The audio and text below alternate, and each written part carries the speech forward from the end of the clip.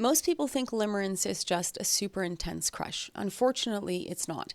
If you haven't yet, check the description below this video to find the first video in this series about the difference between a crush and limerence.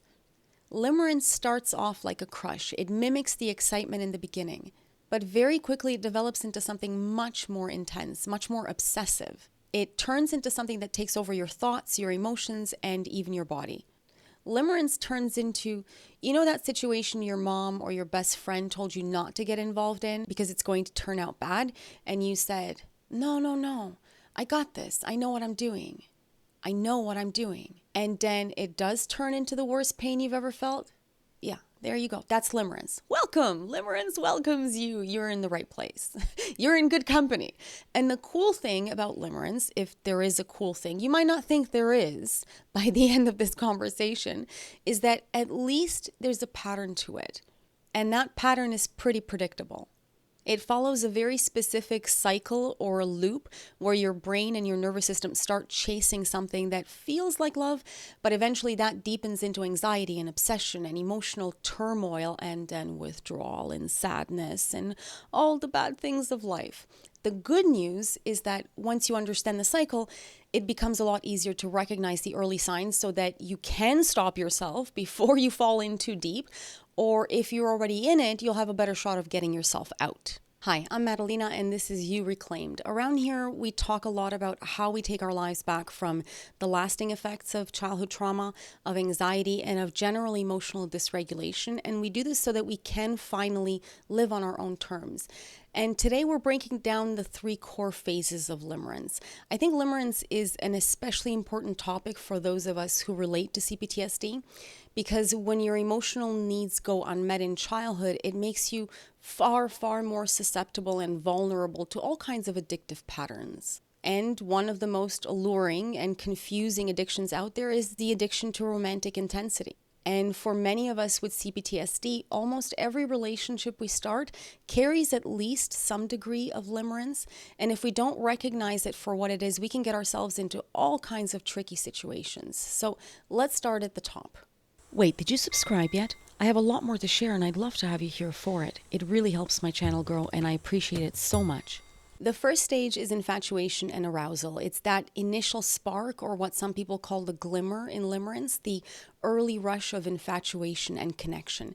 This is when you first lay eyes on the other person and you detect something subtle but strong and discernible that stands out.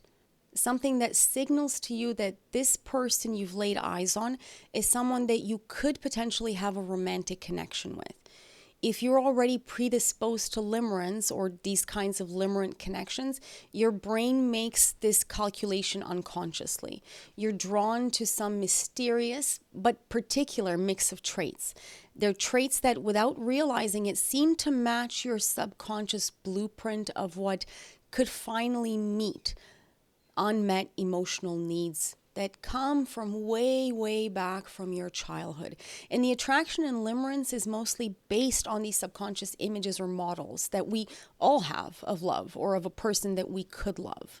They can include any combination of traits like mischievousness or boldness, or someone who's very motherly, very caring, or someone who's very domineering. These are not necessarily traits we would choose in partners in a conscious way. They're traits that make up a deeply subconscious archetype of an ideal person that's resting there in our subconscious mind. They're traits imprinted by either experiences from our childhood or by simply our genetic makeup. Of course, in the moment when we meet someone, we don't know any of this, and we definitely don't think about it. What you do experience in the moment is this unusual and sometimes immediate recognition that there's something special about this person, something different, something that stands out right away. And sometimes this shows up as a whole body recognition of the person. For example, you meet someone and as soon as they say words, it just travels throughout your body. It registers as a physical recognition of something. A high level of attraction is usually part of it, but it's not all of it, because limerence is mostly a psychological experience. The real allure in limerence is emotional, or more specifically, the emotional experience that this person produces in you. But for many people, this spark, this moment is the exact moment limerence really takes off. This initial phase is followed by pure feelings of infatuation, the I can't stop thinking about them feeling that lights up your whole nervous system. You feel hopeful, maybe euphoric, thinking about this person. You're energized, you're alert. Maybe you start to feel a little bit obsessed with the idea of this person, but in a way that actually feels really good. This is the good part. Everything they do or say starts to seem meaningful and important. And you replay conversations, you look at their socials, you fantasize about what could happen next and about any future interactions that you might have with this person. But what's happening behind the scenes is that your body is being flooded with noradrenaline. That's the chemical that heightens your alertness, that makes you more excited, that makes you more physically aroused in general. And your brain is hand in hand and is busy starting to label this person as a possible source for some kind of reward, which brings us to phase 2. It only gets more exciting from here. The spark or the glimmer, this is the tipping point. If you don't want to fall into limerence, this is your last off-ramp. Because once you move past that initial spark, it starts going downhill and it goes down hard. And climbing back out is not easy. The next phase is all about bonding and growing obsession. This is a phase that feels the best. It's pure euphoric pleasure.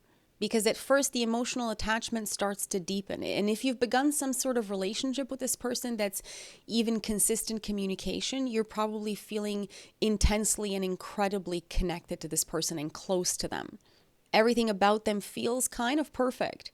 You're probably feeling very high levels of physical attraction in this phase, which only goes further to convince you that this person is a high-level reward. And what's better is you just feel amazing. You feel positive, you feel energized, you feel more alive. The world takes on richer and more beautiful colors and flavors. This phase is that good. And if you've made it to this bonding phase, the off-ramp is long gone by now. You're on the train and there are no brakes on this thing. Most people double down at this point because the highs are so strong and the hope is so real and the emotional attachment already feels so deep that you're not thinking about walking away. And it's because contact with this person that has now become the limerent object, contact with them is a drug. Remember how I said in the last phase that was the off-ramp? Yeah, I was serious about that. And at this point, even if the relationship is inconsistent, even if it's undefined or unpredictable, you still feel emotionally bonded because now your brain is releasing oxytocin, the bonding hormone. And that creates that beautiful and warm sense of safety, that feeling that says this person matters and I need this person in my life. But the problem is this intense bonding phase is now reaching its peak. Now, there is a way out of limerence at this stage. If both people are honest and willing to put their cards on the table, limerence can diffuse itself here and stop. So you have a conversation, both people state their intentions clearly. What do we want from this? Where are we going with this relationship or with this connection? And from there, one of two things can happen. Either you're both on board and you're both available and you want the same thing. So now you move forward into a real relationship and limerence dissipates and cools into something more stable, or one or both of you can't move forward. Someone says no. Someone walks away, the connection ends, and in this way, it also resolves itself in a clean fashion, right? And that resolution, it saves you from what comes next. But most of the time, none of this happens. Most of the time, one or both people stay on the fence. There's ambiguity and a lack of direction of some sort. One person has one foot in, one foot out.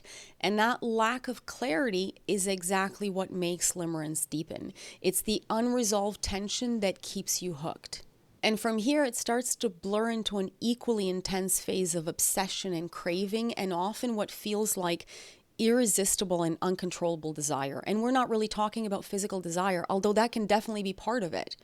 But the real desire is for emotional bonding, especially if the person is emotionally unavailable or is sending mixed signals or acts like a classic avoidant or has some narcissistic traits and is more likely to play with your feelings in the first place.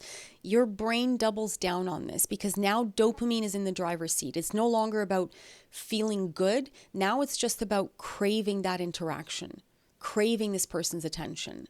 and looking for emotional reciprocity, right? An emotional response from the other person. So you just start chasing the emotional payoff, and the addiction turns into an addiction to the person and to the emotional high that you get from positive interactions you have with them, even if those interactions are not that many, right?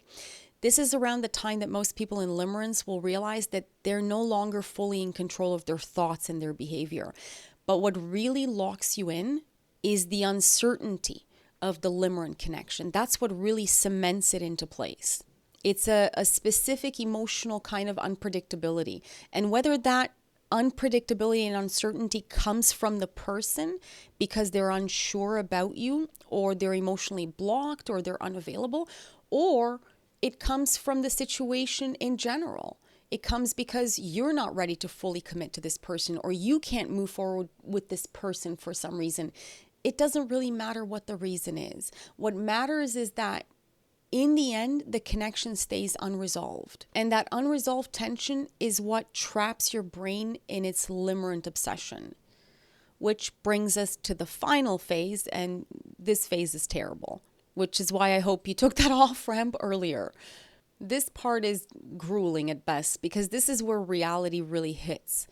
And that reality can come in a lot of different ways. They live in Australia, you live in Ohio, nobody's relocating. You have to accept it. Or you find out they're married and they have no intention of leaving their partner. Maybe they just don't like you as much as you thought. And now you come face to face with that reality. Either way, something breaks that perfect fantasy. It becomes clear that this person is not able to meet your emotional needs, or not willing to meet them in some substantial way, and then is not able to bond with you emotionally in a way that adds up to an actual relationship, right? This is when real incompatibilities start to surface. But no matter what the specifics are, this is the stage where that beautiful euphoric fantasy of what could have been, how amazing you and this person might be together, it cracks. The perfect version of what could have been begins to fall apart altogether. But the problem is that your brain doesn't catch up to that reality that quickly, because you're already hooked. You're still inside the dopamine cycle, and you still crave the connection. And without it, your system crashes into full-blown withdrawal. That's when the spiraling really starts. Now you're replaying every interaction with this person. You're stalking them on socials. You're looking for some sign that they're secretly thinking about their love for you. You ruminate, you obsess over this connection, and you slip into waves of worthlessness and heartbreak, and sometimes just full-on depression. This part is really sad.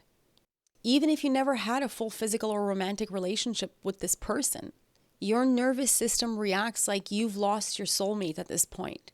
Because to your brain, that's exactly what it feels like. And this is usually the point where people finally realize this is not just heartbreak. This is something else that I'm really stuck in. And the worst part is that a lot of people don't even realize that this has a name. They don't know what to call it. And they tend to repeat this pattern. Limerence follows a loop. And it's harder to step out of that loop the longer and the deeper that you get into it. But just knowing the stages and what exactly is happening can help you figure out where you are in this full cycle and how you can get out of it. If you find yourself stuck in this kind of one-sided or futile romantic obsession, subscribe and hit that notification bell, because this is only video number 2 in a series on limerence. See you in the next one.